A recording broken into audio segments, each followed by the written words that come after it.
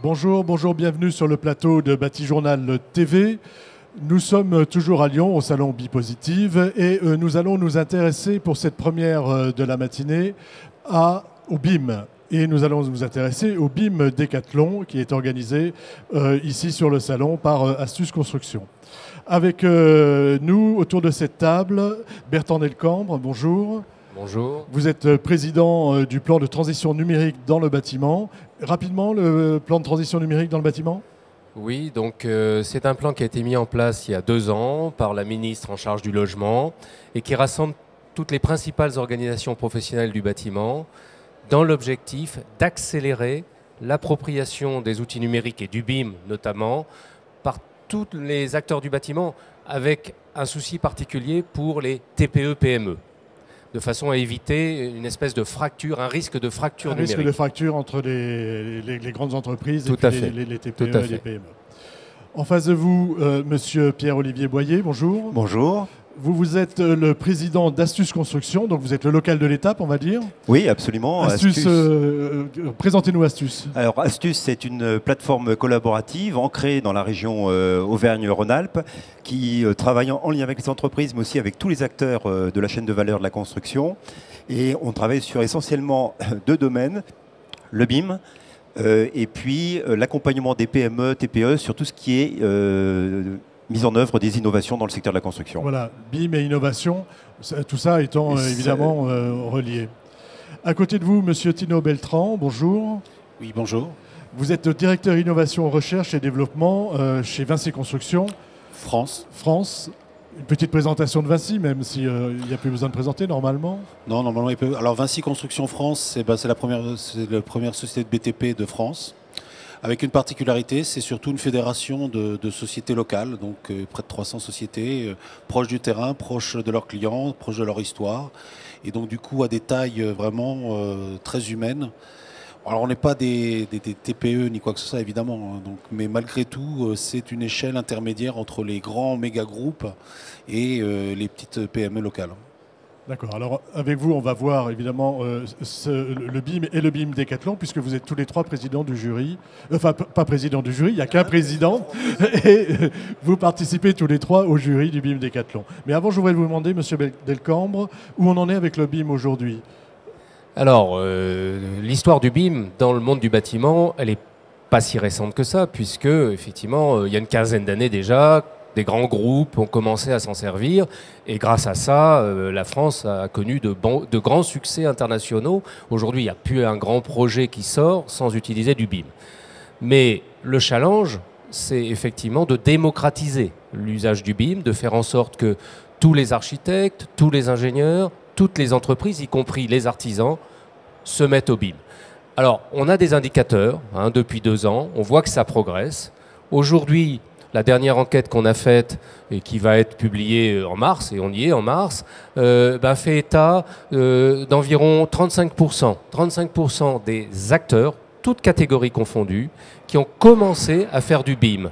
C'est significatif, c'est donc nettement au-delà d'un seuil qu'on appelle le seuil de basculement de l'innovation, qui fait qu'à partir de ce seuil, c'est devenu irréversible, c'est-à-dire ça va gagner tout le monde, c'est nettement au-delà, puisque ce seuil, il est plutôt aux alentours de 20%, donc on est à 35%.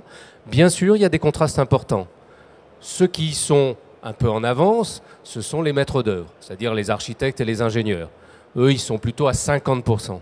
50%. Donc voilà, il y a déjà eu un grand progrès. Et en gros, ça a vraiment décollé depuis 2 ans et surtout 2016.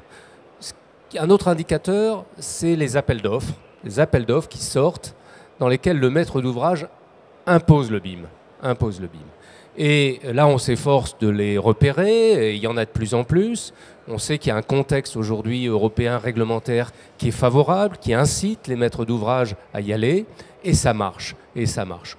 Alors, ce n'est pas encore une généralisation, mais on est aux alentours de 25-26%.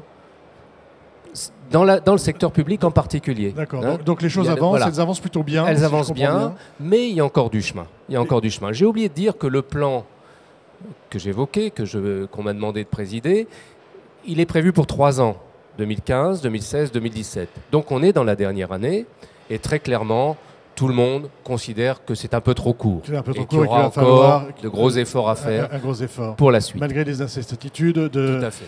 de mai 2007. Tout à fait. 2017 et au-delà. Au-delà, dans quelques semaines. Qu'est-ce qu'il faudrait faire pour passer de... Qu'est-ce qui manque maintenant aujourd'hui? Comment on va aller plus loin? Alors, premièrement, il faut avoir envie. Donc, la priorité, c'est de démontrer que le BIM, c'est utile, c'est pertinent, efficace, que ça fait gagner du temps et de l'argent et de la qualité à tout le monde. Et ça, on a des expériences, des retours d'expérience sur lesquels on communique et qu'on fait connaître de plus en plus pour donner envie. Ensuite, il faut des outils et il faut apprendre. Il y a une démarche d'outils, je n'ai pas le temps de revenir dessus. Voilà, mais c'est tout ce qu'il faut comprendre fondamentalement, c'est que c'est surtout une démarche nouvelle. C'est travailler ensemble. Dans le monde du bâtiment, on n'avait pas l'habitude. C'était plutôt chacun dans son coin. Et puis à un moment donné, il faut bien rassembler les morceaux. Mais là, avec le BIM, c'est le mode collaboratif.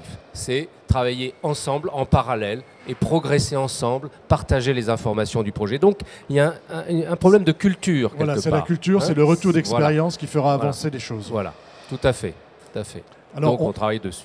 On va aller voir comment ça se passe dans la région ici. Vous, avec votre œil Astuce Construction, qu'est-ce que vous constatez sur le BIM? Est-ce que vous constatez que les choses évoluent et qu'elles se mettent en place?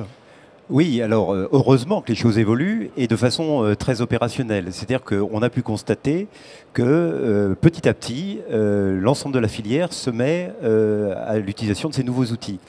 On est aujourd'hui, et d'ailleurs c'est dans la démarche d'Astuce, c'est faire de l'accompagnement formation sur des choses réellement opérationnelles, c'est-à-dire des chantiers qui utilisent ces outils-là. Et je pense que c'est notamment pour les entreprises, les petites entreprises, c'est d'aller voir comment ça se passe, de comprendre comment ça marche et que finalement c'est accessible à tout le monde. C'est comme ça qu'on va arriver à faire avancer l'ensemble de la filière sur ces outils. Il faut de la formation. Vous mettez en place des actions on met en place des actions information, parce que d'abord il faut aussi expliquer, parce que ça peut faire peur. Ça commence par l'information. On a encore besoin d'informer. On a encore besoin d'information et on a demain un gisement de gains pour l'ensemble de la filière qui est énorme. Et il faut que cette prise de conscience soit faite et elle soit faite sur le terrain. Ça ne peut pas uniquement de Paris que ça puisse se piloter. C'est-à-dire que c'est sur les territoires, dans les villes que ça se met en œuvre. Alors, je vais vous demander de passer le micro à M. Beltran, excusez-moi. Et de votre côté, vous, du côté Vinci Construction, qu'est-ce que vous voyez? Qu'est-ce que vous constatez? Est-ce que le BIM est un outil, une démarche, une méthode qui se développe? Bah oui, exactement. En fait, ça se développe de plus en plus, c'est certain. Comme disait M. Delcambre, à l'origine, c'était quand même fait principalement pour les chantiers de grande taille, à grande difficulté. Et ce qui est extrêmement intéressant, c'est par le fait que l'écosystème évolue. Parce qu'un grand groupe en lui-même n'est rien s'il n'est pas accompagné par la totalité de ses sous-traitants, la totalité des participants à la construction. Et là, effectivement, le fait que ça se démocratise, le fait que ça se renforce, ça nous apporte de plus en plus en fait voilà, vous constatez sur le terrain que vos sous-traitants, les gens avec qui vous avez l'habitude de travailler, s'y mettent aussi. Ils s'y mettent, oui. Ils s'y mettent. C'est d'abord les architectes, c'est d'abord les ingénieurs, puis les PME spécialisées avec qui vous travaillez. Aujourd'hui, pour être honnête, les gens chez qui ça se développe le plus, ce sont principalement toute la phase étude. C'est-à-dire que ce soit les architectes, les ingénieurs qui conçoivent le bâtiment, qui le font évaluer, qui le calculent, qui le déterminent, qui font tous les détails, etc. C'est là-dessus où on a le plus de gains immédiats, on va dire. Mais en fait, un des problèmes, c'est non seulement de faire cette acculturation dont nous avons tous besoin, mais c'est aussi de pouvoir descendre la maquette au plus près du terrain. Aujourd'hui, une des craintes que nous avons, c'est qu'il y ait un gouffre qui se crée entre les cols blancs et les cols bleus. Il faut que le chef de chantier puisse aussi la comprendre et la connaître. Il faut qu'il puisse se l'approprier et il faut qu'il puisse comprendre l'intérêt de l'avoir. Et donc, du coup, il faut trouver pour lui des éléments autres que purement et simplement la facilité de faire de la synthèse, mais de lui donner des résultats assez rapides pour qu'il puisse s'approprier sa maquette, et pas la maquette, sa maquette. Et c'est là-dessus qu'aujourd'hui, nous travaillons énormément. C'est comment descendre jusqu'au chef de chantier, mais aussi le compagnon. Il faut que le compagnon... Comprenez, aujourd'hui, les compagnons, ils ont un téléphone portable, ils ont des ordinateurs, peut-être pas tous, mais la plupart, et ils sont dans un monde très numérisé. Ils arrivent sur un chantier, ils remettent leur boîte en plastique, et ils reviennent dans une autre époque. Et un des verrous qu'il faut faire sauter, c'est démocratiser la totalité de ces technologies pour pouvoir permettre aux gens de terrain de comprendre l'intérêt qu'il y a. Et c'est eux qui, en fait, vont du coup réaccélérer la maquette numérique. Le processus, exactement. Alors, Monsieur Boyer, on va parler maintenant du BIM Décathlon. Le BIM Décathlon, expliquez-nous de quoi il s'agit. Alors, le BIM Décathlon, c'est une compétition entre étudiants qui utilisent ces outils maquettes numériques et approches collaboratives. Ces étudiants, c'est quoi? C'est des écoles d'ingénieurs, écoles d'architectes, aujourd'hui essentiellement. Par exemple, donc, pour nous, Astuce, c'est la 2e édition cette année. La première édition avait lieu il y a 2 ans lors du salon Bipositive. Et pour être très concret, aujourd'hui, c'est 6 équipes qui planchent et qui représentent, il y a 2 écoles d'ingénieurs, il y a Bordeaux et Orléans, et puis des écoles d'architecture. Donc il y a Toulouse, il y a également Lyon, et puis Saint-Étienne, et puis enfin une école un peu particulière qui est l'ENTPE qui travaille entre sphère d'État, sphère privée sur ces thématiques de l'aménagement du territoire. Alors, qu'est-ce qu'on leur demande exactement? C'est quoi on leur donne la thématique du concours? C'est une thématique très concrète, c'est-à-dire que mardi après-midi, ils sont allés voir un bâtiment qui est un bâtiment de logement d'étudiants qui se trouve sur le campus de l'Adoua à Lyon, et on leur a dit, voilà, ce bâtiment, il faut conduire sa rénovation. Et ils ont à peu près une centaine d'heures après pour plancher, pour présenter un projet sur lequel le jury va délibérer tout à l'heure. Donc ils auront travaillé dessus, ils vont nous présenter la façon dont ils ont utilisé les outils et sur le plan de la créativité et de l'architecture, comment ils l'ont conduit. Et alors qu'est-ce qu'on gagne? Alors on gagne des prix. Des prix autour bien sûr du numérique et surtout pour eux aussi je veux dire de l'image et la reconnaissance dans leur travail et pour eux c'est très important pour la suite de leur entrée dans la vie active. Bien sûr. C'est quel niveau? C'est des gens qui sont en fin d'études, qui sont où il y a un peu tous les. C'est très mix. C'est très mixé. Ouais. C'est très mix. Alors, Monsieur Delcambre, qu'est-ce que vous attendez vous d'un concours comme celui-ci? Est-ce que vous avez, j'imagine, envie de voir des choses? Qu'est-ce qui vous surprendrait?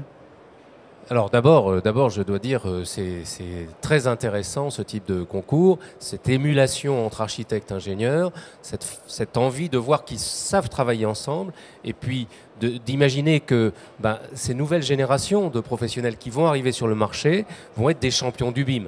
Voilà, il y a déjà cette idée-là qui est en elle-même. Eux, ils n'ont pas besoin d'apprendre quand ils arriveront sur le marché du travail. Ils sauront faire. Voilà, c'est ce qu'on espère. On espère. Voilà, aujourd'hui, c'est pas le cas des professionnels en exercice, mais ceux qui arrivent, voilà, ils seront familiarisés avec tout ça. Et puis, au travers de ce concours, on va voir dans quelques minutes ce qui va nous être présenté. Moi, ce que j'ai en tête, c'est qu'on sait qu'il y a encore des difficultés pour que les outils fonctionnent bien ensemble. Donc, est-ce qu'ils sont capables aujourd'hui d'utiliser ces outils de façon la plus fluide possible et dans un univers 3D. Le BIM, c'est du 3D. C'est du 3D. C'est aussi quelque chose qui est une transformation du monde du bâtiment, des pratiques du bâtiment. Alors, les architectes, c'est un peu à part, mais tout le reste de la population du bâtiment travaille en 2D, historiquement, traditionnellement, etc. Et là, avec le BIM, on veut du 3D. Et donc, est-ce que ces étudiants vont être capables de nous montrer ce qu'ils savent faire en 3D? Ce qu'ils savent faire en 3D. Monsieur Beltrans, vous, qu'est-ce que vous attendez? Vous seriez surpris par quoi? Moi, c'est plutôt l'aspect humain qui m'intéresse particulièrement sur ce type de concours. Le travail collaboratif. Exactement. Ce qui est extrêmement important, c'est en fait décloisonner. Décloisonner parce qu'on est dans un métier effectivement de silo où les métiers interviennent les uns après les autres et typiquement l'architecte intervient le premier, l'ingénieur derrière avec toutes les conséquences que ça a, l'un critiquant l'autre, etc. Ce qui est passionnant dans ce genre de méthode de travail, et la maquette numérique pour ça est un vecteur porteur qui est fantastique, c'est que en fait, les gens qui participent à un projet sont obligés de collaborer pour être efficaces.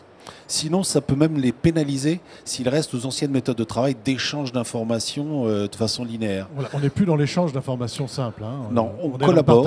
Exactement, on collabore. Ça, c'est vraiment un des aspects pour moi qui est le plus important. Après, comment ils vont nous présenter ça? Et puis après, l'autre côté aussi, c'est la simplification. Le dessin classique, la 2D, c'est la productivité qui importe. Il faut aller vite, il faut tracer parce que justement, on est dans un cheminement où on est obligé de poser un document à quelqu'un qui va repartir de là, etc. Tandis que la 3D, la maquette numérique plus particulièrement, c'est la collaboration, certes, mais c'est aussi le fait qu'on peut travailler en parallèle.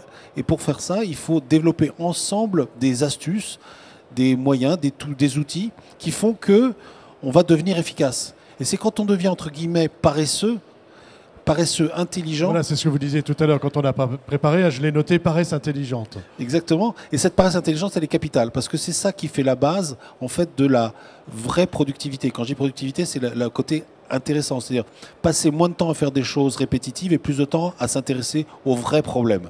Et ça, on en a besoin. Et ça, c'est ce que va nous permettre la maquette, et donc c'est un peu ce que vous attendez aujourd'hui des projets. Du côté d'astuces, on attend quoi? Alors, type de... non, je crois qu'il y a à la fois une attente sur la partie technique, la façon dont les outils sont utilisés, mais ce qui est fondamental, c'est surtout l'approche collaborative. Et je pense que ça, c'est vraiment le travail en profondeur qu'il faut qu'on arrive à faire dans les années qui viennent. C'est d'arriver à faire travailler ensemble l'ensemble des acteurs et dès le début des projets, et pas que ça soit séquencé les uns après les autres. Je pense que l'enjeu, l'outil à la limite, il va évoluer, il va continuer à évoluer, mais c'est l'homme qui est au fondement de ce qui va se passer. Fonctionner. Oui. Absolument. Donc les résultats, on aura les résultats quand de ce BIM? On aura les résultats tout à l'heure à partir de 3h30 et c'est Bertrand Delcambre qui annoncera le lauréat. Donc nous on les mettra en ligne évidemment sur le site de Batijournal TV avec cette émission. Messieurs, je vous libère pour aller délibérer au niveau du jury. Merci beaucoup. Au revoir.